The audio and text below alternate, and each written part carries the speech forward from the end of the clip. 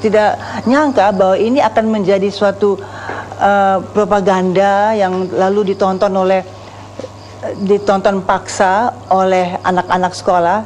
Dia nggak menyangka itu.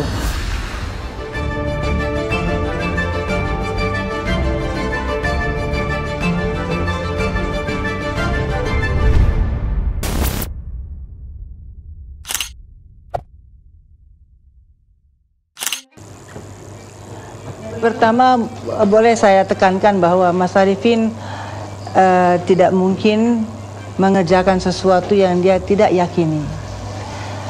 Memang ini pesanan dari pemerintah, dalam hal ini Pak Dipayana, yang telah tanya sama Mas Gunawan, GM, mau bikin film tentang gerakan 30 September itu. Siapa ya? Nah, GM bilang ada dua pilihan sutradara yang bagus menurut GM, Teguh Karya dan Arifin Senur. Dan Pak Dipo memilih Arifin Senur. Dan setelah diperkenalkan oleh GM,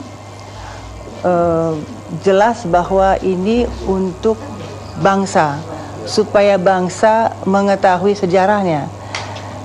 Dengan demikian Mas Arifin membuatnya dengan cinta kepada bangsa, dan dia tidak nyangka bahwa ini akan menjadi suatu propaganda yang lalu ditonton paksa oleh anak-anak sekolah.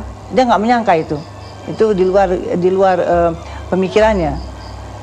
Nah, mengenai data-data, memang kami waktu itu mendapat kesukaran untuk memperoleh data dari orang-orang PKI.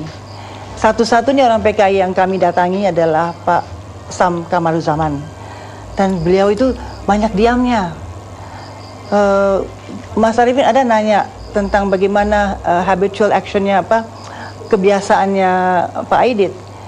Dia diam. Dia bilang ya biasa saja. Ditanya bagaimana cara dia, tangannya tuh suka gesturnya bagaimana? Enggak, biasa aja. Nih Pak Syam tangannya begini nih. Ya biasa saja, dia bilang. Apa dia merokok? Ya biasa saja seperti orang itu. Nah itulah. Jadi satu-satunya orang PKI yang kami berhasil mewawancarai adalah Pak Syam. Itu pun dia juga kayaknya enggan-enggan. Dan saya juga sangat bersahabat dengan Iwan.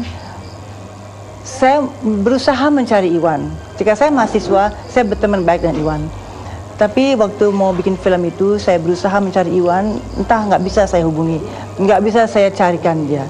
Dan stafnya Mas Arifin juga tidak bisa menemui dia. Tapi setelah pembuatan film itu, bertemu dengan Iwan di Gambir, saya ingat sekali itu, Mas Arifin dan saya mau kemana, saya lupa, ketemu sama Iwan di Gambir, Iwan yang bilang, ayah saya tidak merokok. Nah, kenapa Mas Arifin membuat Aidit itu merokok? Untuk menggambarkan kegawatan saat itu. Nah, secara filmis, secara teatri, itu kan orang merokok. Itu kan psikologis begitu. Jadi itulah, dan Mas Arifin memerlukan asapnya untuk, ya itu tadi kata Sukma, didramatisir. Itulah dia. Tapi soal fakta bahwa ada congkel mata itu kan dari pengetahuan pada saat itu, data-data yang disebarkan pada saat itu, itulah dia. Tapi Mas Arifin tidak bikin. Mas Arifin tidak bikin congkel mata, Mas Arifin tidak bikin penyiksaan, tidak ada. Yang ada tuh yang ada satu adegan yang darah itu warnanya merah jenderal itu, tapi dia tidak hanya pegang pisau aja, tapi nggak ada indikasi mau mencongkel mata, karena Mas Arifin tidak percaya bahwa ada orang yang bisa begitu, bahwa PKI bisa begitu.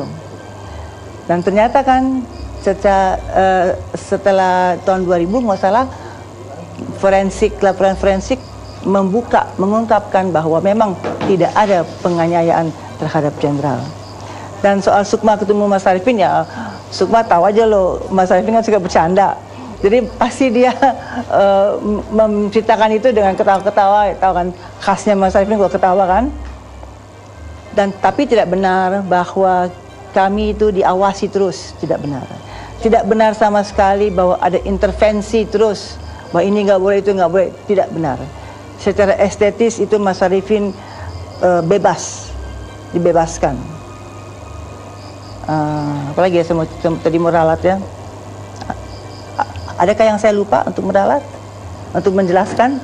Ya, kalau dari klarifikasinya cukup jelas, artinya Mas Arifin itu orangnya bekerja profesional dan dengan sungguh-sungguh penuh integritas kepada profesinya, dan dalam hal ini ya sungguh-sungguh terhadap pekerjaan itu. Dan detail, dan detail Karni, detail. Mas Arifin bisa tahu kalau bagian kostum itu memakai misalnya ban ya, rim yang sama. Oh, dia tahu betul. Ini kan sudah pernah dipakai di rumahnya siapa gitu, tahu dia. Ingat. Sangat jeli.